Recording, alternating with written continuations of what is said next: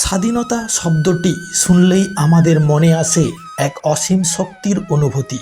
আমরা কি কখনো ভেবে দেখেছি এই স্বাধীনতার পিছনে কত ত্যাগ, কত রক্তক্ষয় লুকিয়ে আছে? আজকের দিনে আমরা সেই বীরদের কথা মনে করি, যারা নিজেদের জীবন বিসর্জন দিয়ে আমাদের এই স্বাধীনতা এনে দিয়েছেন।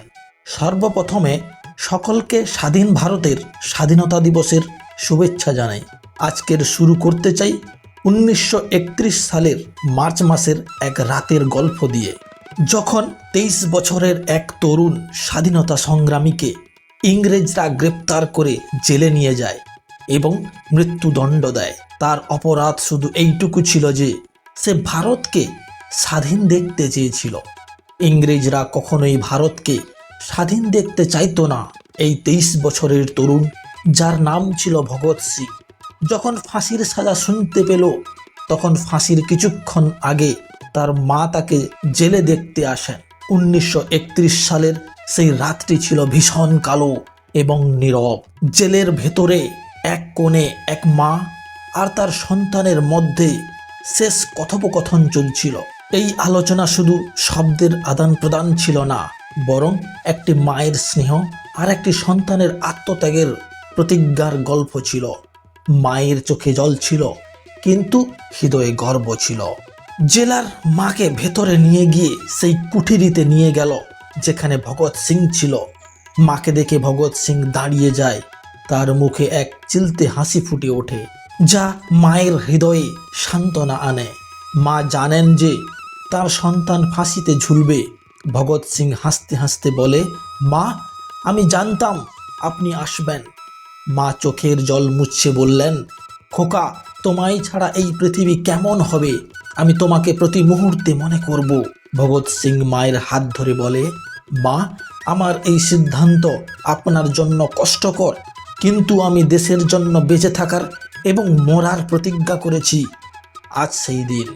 মা বললেন, খোকা, কোনো বাবা মা তাদের সন্তানকে নিজের চোখের সামনে হারাতে চায় না, কিন্তু তোমার উদ্দেশ্য মহান।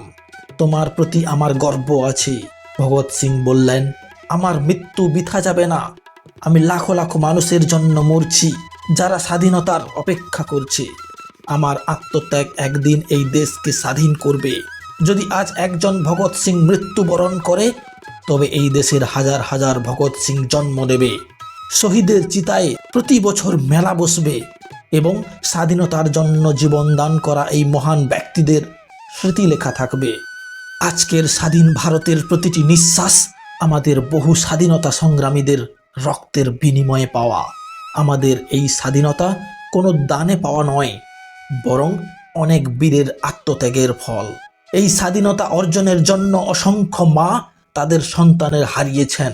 আজকের যুগে আমাদের প্রতিটি মানুষকে এক হয়ে দেশের উন্নয়নের ভূমিকা রাখতে হবে। যেমন একজন ছাত্র হিসেবে আপনার দায়িত্ব হলো জ্ঞান অর্জন করা এবং জ্ঞান দিয়ে দেশকে বদলানো। একজন চিকিৎসক হিসেবে আপনার দায়িত্ব হলো দরিদ্র রোগীদের সাহায্য করা।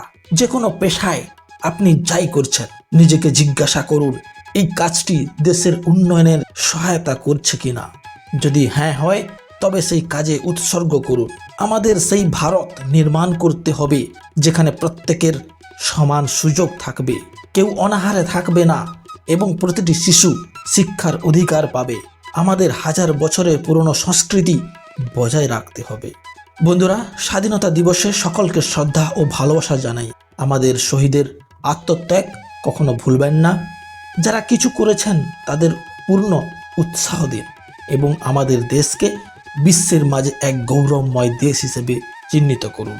বন্ধুরা, ভিডিওটি যদি ভালো লেগে থাকে তাহলে অবশ্যই লাইক করবেন, শেয়ার করবেন এবং আমার চ্যানেলটিকে সাবস্ক্রাইব করবেন এবং মেসেজে জয় হিন্দ লিখতে ভুলবেন না।